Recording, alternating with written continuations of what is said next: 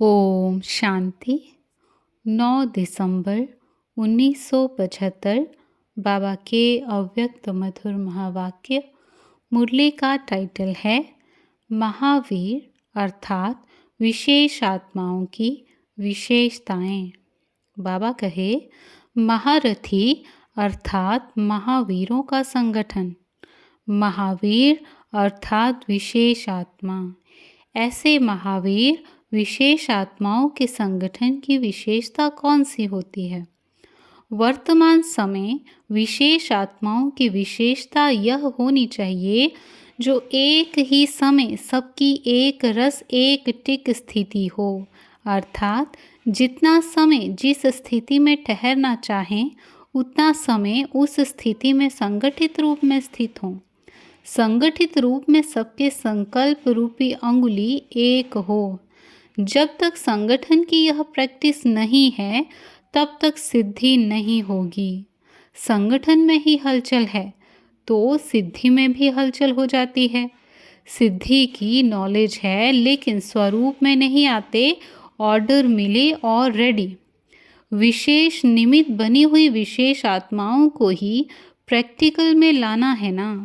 अभी ऑर्डर हो कि 5 मिनट के लिए व्यर्थ संकल्प बिल्कुल समाप्त कर बीज रूप पावरफुल स्थिति में एक रस स्थित हो जाओ, तो ऐसा अभ्यास है। ऐसे नहीं कोई मनन करने की स्थिति में हो, कोई रूह रिहान कर रहा हो, कोई अव्यक्त स्थिति में हो। ऑर्डर है बीज रूप होने का और कर रहे हैं रूह रिहान, तो ऑर्डर नहीं माना ना। यह अभ्यास तब होगा जब पहले व्यर्थ संकल्पों की समाप्ति करेंगे। हलचल होती ही है व्यर्थ संकल्पों की, तो इन व्यर्थ संकल्पों की समाप्ति के लिए अपने संगठन को शक्तिशाली व एक मत बनाने के लिए कौन सी शक्ति चाहिए कि जिससे संगठन पावरफुल और एक मत हो जाए और व्यर्थ संकल्प भी समाप्त हो जाएं। इसके लिए एक तो फेथ और समाने की शक्ति चाहिए। संगठन को जोड़ने का धागा है फेथ। किसी ने जो कुछ किया, मानो रॉन्ग भी किया, लेकिन संगठन प्रमाण व अपने संस्कारों प्रमाण व समय प्रमाण उसने जो किया उसका भी ज़रूर कोई भावार्थ होगा। संगठित रूप में जहाँ सर्विस है वहाँ उसके संस्कारों को भी रहम दिल की दृष्टि से देखते हुए संस्कारों को सामने ना रख, इसमें भी कोई कल्याण होगा। इसको साथ मिलाकर चलने में ही कल्याण है। ऐसा फेथ जब संगठन में एक दूसरे के प्रति हो तब ही सफलता हो सकती है। पहले से ही व्यर्थ संकल्प नहीं चलाने चाहिए। जैसे कोई अपनी गलती को महसूस भी करते हैं लेकिन उसको कभी फैलाएंगे नहीं बल्कि उसे समाएंगे। दूसरा उसको फैलाएगा तो भी बुरा लगेगा। इसी प्रकार दूसरे की गलती को भी अपनी गलती समझ फैलाना नहीं चाहिए। व्यर्थ संकल्प नहीं चलाने चाहिए बल्कि उन्हें भी समा देना चाहिए। इतना एक दो में फेथ हो, स्नेह की शक्ति से ठीक कर देना चाहिए। जैसे लौकिक रीति भी घर की बात बाहर नहीं करते हैं, नहीं तो इससे घर को ही नुकसान होता है। तो संगठन में साथी ने जो कुछ किया उसमें ज़रूर रहस्य होगा। यदि उसने रॉन्ग भी किया हो तो भी उसको परिवर्तन कर देना चाहिए। यह दोनों प्रकार के फेथ रखकर एक दूसरे के संपर्क में चलने से संगठन की सफलता हो सकती है। इसमें समाने की शक्ति ज़्यादा चाहिए। व्यर्थ संकल्पों को समाना है। बीते हुए संस्कारों को कभी भी वर्तमान समय से टैली ना करो, अर्थात पास्ट को प्रेजेंट ना करो। जब पास्ट को प्रेजेंट में मिलाते हैं इससे ही संकल्पों की क्यू लंबी हो जाती है। और जब तक यह व्यर्थ संकल्पों की क्यू है तब तक संगठित रूप में एक रस स्थिति हो नहीं सकती। दूसरे की गलती सो अपनी गलती समझना, यह है संगठन को मजबूत करना। यह तब होगा जब एक दूसरे में फेथ होगा।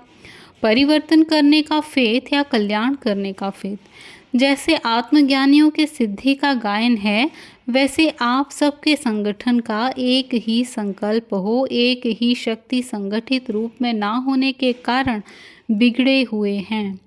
जैसे बिगड़ी हुई शक्ति है, वैसे रिजल्ट भी बिगड़ा हुआ है।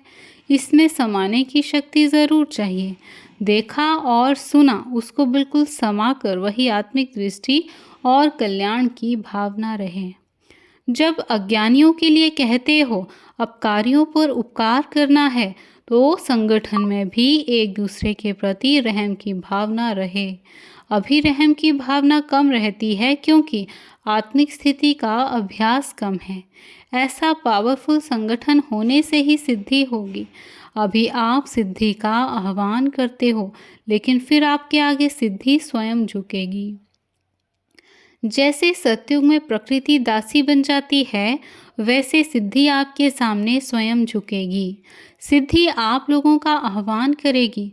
जब श्रेष्ठ नॉलेज है, स्टेज भी पावरफुल है, तो सिद्धि क्या बड़ी बात है। अल्पकाल वालों को सिद्धि प्राप्त होती है और सदाकाल स्थिति में रहने वालों को सिद्धि प्राप्त ना हो, यह हो ही नहीं सकता। तो यह संगठन की शक्ति चाहिए। एक ने कुछ बोला, दूसरे ने स्वीकार किया। सामना करने की शक्ति ब्राह्मण परिवार के आगे यूज़ नहीं करनी है, वो सामना करने की शक्ति माया के आगे यूज़ करनी है। परिवार से सामना करने की शक्ति यूज़ करने से संगठन पावरफुल नहीं होता।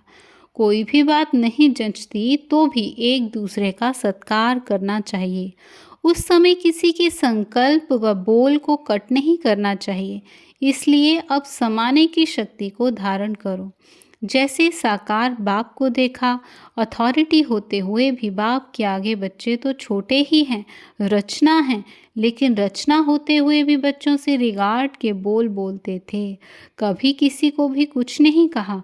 अथॉरिटी होते हुए भी अथॉरिटी को यूज़ नहीं किया, तो आपस में भाई बहन के नाते आपको कैसा होना चाहिए। संगठित रूप में आप ब्राह्मण बच्चों की आपस के संपर्क की भाषा भी अव्यक्त भाव की होनी चाहिए। जैसे फरिश्ते अथवा आत्माएं आत्माओं से बोल रही हैं। किसी की सुनी हुई गलती को संकल्प में भी स्वीकार ना करना और ना कराना ही चाहिए। ऐसी जब स्थिति हो, तब ही बाप की जो शुभकामना है संगठन की, वह प्रैक्टिकल में होगी। एक भी पावरफुल संगठन होने से एक दूसरे को खींचते हुए 108 की माला का संगठन एक हो जाएगा। एक मत का धागा हो और संस्कारों की समीपता हो, तब ही माला भी शोभेगी। दाना अलग होगा या धागा अलग अलग होगा तो माला शोभेगी नहीं। अब प्रत्यक्षता वर्ष मनाने से पहले स्वयं में व निमित्त बने हुए सेवाधारियों के संगठित रूप से यह शक्ति भी प्रत्यक्ष होनी चाहिए। अगर स्वयं में ही शक्ति की प्रत्यक्षता नहीं होगी, तो बाप को प्रत्यक्ष करने में जितनी सफलता चाहते हो, उतनी नहीं होगी।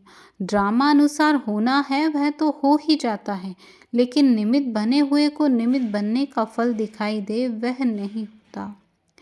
भावी करा रही है, इसलिए संगठित रूप में ऐसे विशेष पुरुषार्थ की लेन देन और याद की यात्रा के प्रोग्राम होने चाहिए। विशेष पुरुषार्थ अथवा विशेष अनुभवों की आपस में लेन देन हो, ऐसा संगठन पांडवों का होना चाहिए। ऐसे विशेष योग के प्रोग्राम चलते रहें तो फिर देखो विनाश ज्वाला को कैसे पंख लगता है। योग अग्नि से विनाश की अग्नि जलेगी और वह है विनाश ज्वाला। यह है योग ज्वाला, जो ज्वाला से ज्वाला प्रज्वलित होगी। आप लोगों के योग का साधारण रूप है, तो विनाश ज्वाला भी साधारण है। संगठन पावरफुल हो। जैसे जब कोई चीज़ बनती है तो उसमें पानी चाहिए, घी चाहिए और नमक भी चाहिए, नहीं तो वह चीज़ बन ना सके। वैसे हर एक में अपनी अपनी विशेषता है, लेकिन यहाँ तो सर्व की विशेषताओं का संगठन चाहिए, क्योंकि समय भी अब चैलेंज कर रहा है ना। अच्छा, ओम शांति।